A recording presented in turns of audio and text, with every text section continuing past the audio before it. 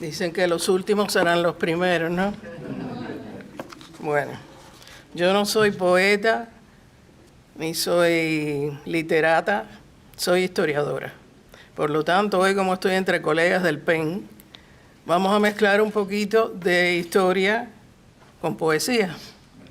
Y les voy a hablar hoy sobre las patriotas cubanas del siglo XIX, que fueron poetas y que fueron periodistas. Posiblemente ustedes no lo sepan, pero yo me he dedicado en los últimos 14 años a desenterrarlas. Así que hoy, como hay poco tiempo, me he concentrado solo en algunas. Espero que no se aburran. Ya desde antes de la guerra del 68, las mujeres que se habían ido a la manigua con sus familiares y las que se habían quedado en las ciudades, muchas se habían dedicado a escribir versos patrióticos. Realizaban tertulias en las casas, las que estaban en las ciudades, y las que estaban en la manigua también hacían sus poemas. Los recitaban, los soldados se los aprendían y corrían por todos los campos. No podían escribirlo porque si descubrían aquellos papeles, ellas estaban posiblemente terriblemente expuestas a la cárcel y hasta ser fusiladas. Y de esas mujeres de las que vamos a hablar hoy. La primera es Lucrecia González Consuegra, natural de Santi Espíritu, nace en 1848. Es mestiza, autodidacta, escritora y poetisa, por lo tanto, tenía mucho mérito porque en aquellos momentos la mujer no tenía derecho a educación ni a nada. O sea que ella misma se las agenció para aprender. Edita el periódico La Armonía, aboga por la mujer negra y sus derechos. Tiene vínculos con José Martí, con quien mantiene correspondencia, pero desgraciadamente, cuando va a estallar la guerra del 95, ella entierra toda la correspondencia en el patio de su casa y esas cartas nunca se encontraron. Colaboró con la revista Minerva, dedicada a la mujer negra, en la que se reflejaban los problemas y necesidades de la sociedad de aquel siglo XIX. En 1937 dirigió la revista mensual Lux y escribió en el periódico El Fénix de Santi Espíritu. Mercedes Matamoros, una de mis preferidas de esa época, natural de Cienfuegos, queda huérfana de madre cuando todavía es una niña. El padre se la lleva a la capital y la matricula en el Colegio del Sagrado Corazón del Cerro y allí aprende varios idiomas: inglés, francés, alemán, italiano. Traduce a Lord Byron, a Chaucer, a Longfellow, a Tennyson y a Thomas More. Sus primeros escritos los publica por insistencia de José Martí, a quien conoce en el Liceo de Guanabacoa. Y al morir Martí, Mercedes le hace un poema en la muerte de Martí. No lo voy a leer porque es muy largo. Escribe en El Triunfo, El Almendares y la revista Cuba. Sufre mucho al fallecer su padre, que era lo único que tenía. Pero entonces la patriota villaclareña Marta Abreu la ayuda y le da 100 pesos, que en cuando aquello 100 pesos eran como $10,000, para que publicara sus obras. También es amiga de la escritora camagüeyana Aurelia Castillo de González.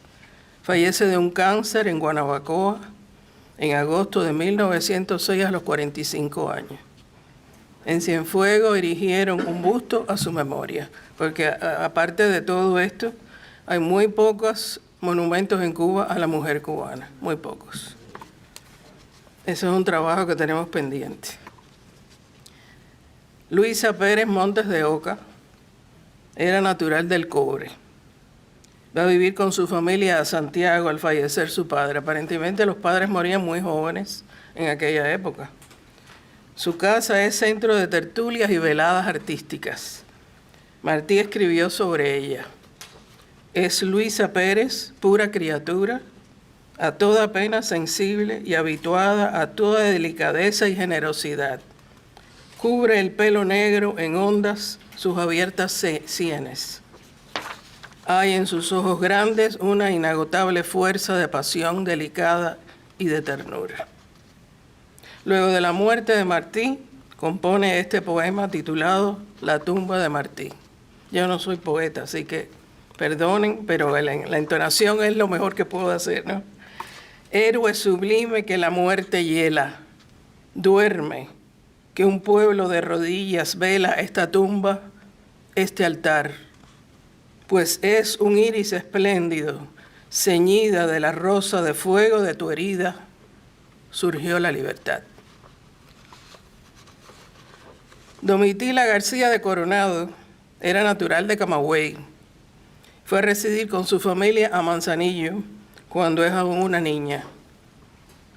Allí ayuda a su padre con la publicación del periódico La Antorcha y también escribe en él con el seudónimo de Ángela y Jatibonico, porque estaba mal visto que una mujer escribiera, entonces había que poner seudónimos. En 1865 ayuda a la Junta de Conspiradores de Camagüey a imprimir proclamas y circulares. Funda una academia de tipógrafas y encuadernadoras, la primera de su tipo en Cuba, que quedó establecida en 1870. Fue redactora de la revista La Mujer, junto con Aida Peláez de Villaurrutia, y publica en 1868 la primera antología de escritoras, titulada El álbum poético fotográfico de escritoras cubanas, que viene acompañado con imágenes, dibujos de todas las escritoras. Aurelia Castillo de González nace en Camagüey en 1842, expulsada de Cuba 2 veces por su posición anti-española, a pesar de estar casada con un militar español que también estaba en contra de los españoles. Escribe desde el exilio. Cuando regresa a Cuba colabora con varias publicaciones como La Luz, La Familia, El País, El Fígaro, la Revista de Cuba, la Revista Cubana, La Habana Literaria y La Habana Elegante. Durante la República publica en Bohemia, en Social y en Cuba Contemporánea. Fue luchadora por los derechos de la mujer. En la República contribuye a fundar el asilo Huérfanos de la Patria para albergar a niños hijos de libertadores que habían muerto en la Manigua. Esta señora tomaba vitaminas. Presidió la comisión que se encargó de los festejos de celebrar el centenario de la Avellaneda en Cuba. Cuando en 1910 se fundó la Academia Nacional de Artes y Letras en La Habana, 5 mujeres integraron sus filas. 3 de ellas cubanas, Nieves Cenes, Dulce María Borrero y Aurelia Castillo. Y las otras 2 eran la pintora dominicana Adriana Villini y la poetisa puertorriqueña Lola Rodríguez de Tío. Aurelia es considerada una de las más relevantes escritoras cubanas del siglo XIX. Falleció en Camagüey en 1920. Patriota valiente y culta cubana fue Adela Azcuy, labrador natural de Viñales. Trabajó con su esposo en el movimiento conspirativo por la independencia y andaba vestida de amazona, armada con un machete, un revólver, un amplio sombrero mambí con la escarapela tricolor y su maletín de curaciones porque también era enfermera. En 1896, el general de brigada Pedro Díaz la asciende a capitana. Además de gustarle la botánica y la farmacia, la poesía estuvo siempre en su vida y escribió sonetos y décimas dedicadas a su provincia natal. Voy a leerle su magnífico soneto Amaseo en el viejo campamento. Aquí luchó las palmas altaneras, centenarias, ciclópeas, más erguidas para verle pasar, estremecidas, alzaron sobre el monte sus cimeras. Los árboles le hicieron sus trincheras, juntando ramas de verdor teñidas, que a su paso marcial, entretejidas, formaron un pabellón de enredaderas. y con la nota que el arroyo crea, juntándole del pájaro a la nota, una diana triunfal al aire ondea, y hoy en la niebla que en las tumbas brota, sobre el mismo lugar de su pelea, aún me parece que se agita y flota.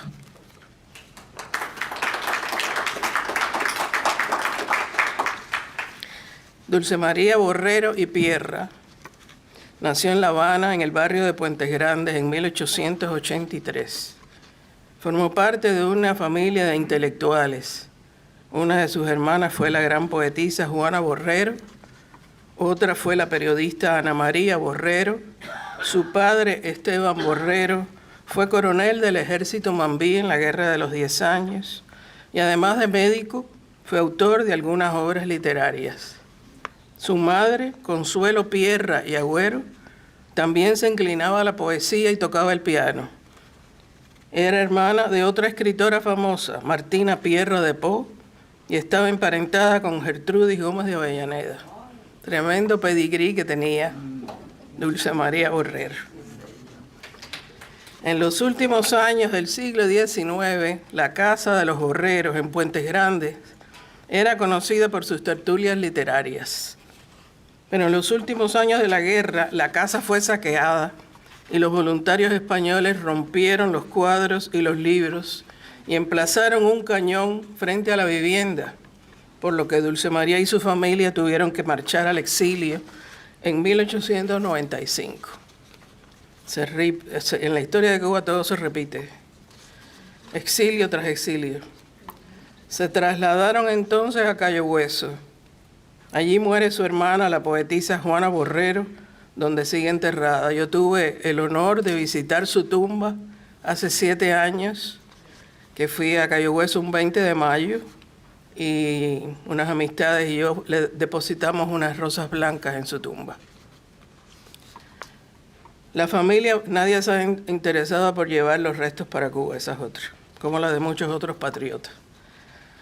La familia Borrero regresa a Cuba a fines del 99 al terminar la guerra, y en ese contexto político y económico, los Borreros reabren su casa a las tertulias y a la intelectualidad, y de nuevo se da cita allí en ese ambiente artístico y cultural el cubano culto de aquella época. Recibió muchos premios y distinciones, también se destacó como oradora y conferencista. Formó parte de la Asociación Nacional Femenina de Prensa, institución que tenía como objetivo eliminar las desigualdades entre los periodistas por razones de sexo y que la eligió presidenta de honor. Falleció en La Habana el 15 de enero de 1945. Magdalena Peñarredonda nació en una finca en Quiebra Hacha, Mariel, el 22 de julio de 1846. Un hecho que marcó su vida profundamente fue el asesinato de su hermano Federico en 1884, con solo 29 años, quien ya se había destacado por sus ideas y pronunciamientos en contra del régimen español. En 1888, Magdalena es procesada por la publicación de artículos en el diario El Criollo y se ve obligado a salir a Estados Unidos. Allí conoce a José Martí, quien ya conocía la labor conspirativa que llevaba Magdalena en Pinar del Río. Inmediatamente simpatizan y Martí le dedica una copia de sus versos sencillos. A partir de 1895, de regreso en Cuba, opera constantemente entre Pinar del Río y Artemisa, atraviesa la trocha Mariel Majana y La Habana, llevando correspondencia para Antonio Maceo, escondido debajo de las faldas de las faldas largas que llevaba. O sea que se estaba jugando la vida. También trabaja con el párroco de Artemisa, escondiendo armas y medicina en la parroquia para luego, de madrugada, transportarlo a la Manigua. Dada la intensidad de aquella labor conspirativa, ingresa en la cárcel de La Habana en abril de 1898, donde permanece hasta octubre de ese mismo año. A partir de 1901 se convierte en la más renombrada y polémica mujer periodista, no solo en la prensa de Artemisa, sino también en la capital. El periódico El Triunfo, del 5 de agosto de 1922, publica su artículo Ráfagas de Verdad, en la que critica el gobierno del doctor Alfredo Zayas, del que les voy a leer un párrafo. Si los valientes que soñaron con una patria libre con todos y para todos despertaran de su sueño eterno bajo el cielo que los vio nacer y morir, no aceptarían la vida y volverían al seno de la muerte en busca del reposo y descanso que nunca disfrutaron. ¿Qué encontrarían sus miradas en el ambiente moral y político de la patria que tanto amaron? Una independencia a medias, un pueblo hambriento y decepcionado, el lujo insolente de los que se han enriquecido a costa de la ruina del país que mendiga un empréstito del extranjero. Fuertes palabras. Nota aparte, Magdalena fue la que le dio a la famosa patriota Amelia Peláez, a la famosa pintora Amelia Peláez, los pinceles, fue la que le puso en sus manos los primeros pinceles, porque ella también era pintora, Magdalena, y estaba emparentada muy lejana con la familia Casal Peláez. Magdalena murió en Artemisa el 6 de septiembre de 1937 a los 91 años, dicen que acariciando una reliquia de Antonio Maceo. Para terminar, ya estoy terminando, quiero mencionar a Emilia Bernal, que había nacido en Camagüey en 1884. Fue poeta, traductora y novelista. A raíz de la guerra, la familia emigra a Santo Domingo brevemente y regresa a Cuba. Allí comienza a darse a conocer, colaborando con diversos periódicos. Para muchos, pasa muchos trabajos durante la guerra, era jovencita, y escribe su poema Crespón, dedicado a su hermano, en el que dice: durante la guerra, en Teco, muy flaco, tú del hambre sufriste conmigo los fieros zarpazos. También te veía por las calles corriendo descalzo, con tu ropa de mangle teñida y vuelta a guiñapos, que de noche lavaba y zurcía. Emilia pasó la mayor parte de su vida en el extranjero, viajando por América y Europa, y en España fue a Granada y conoció a Manuel de Falla. Falleció en Washington en 1964 a los 80 años. Para cerrar, les quiero leer un resumen de su autobiografía del capítulo 4, que viene muy bien con este tema de hoy. Se llama Hasta la eternidad. De improviso, una mañana clara, azul, viva de color tropical, las campanas de los 1000 campanarios de mi pueblo rompieron a repicar. ¿Qué pasa? ¿Qué sucede? ¿Qué hay de nuevo? ¿Ha ocurrido algo inesperado? Eran las preguntas que mi madre hacía a todos los transeúntes desde la puerta de la casa. Esto es una historia real. Nadie podía responder a ciencia cierta qué pasaba. Nosotros vamos a averiguarlo, señora. Aguarde unos instantes, a la vuelta le diremos, le decían los vecinos. De repente aparece doña Casimira en nuestra sala. Doña Casimira, la mujer de un viejo capitán español que vivía enfrente. Viene súbita a los labios de mi madre la pregunta: ¿qué pasa?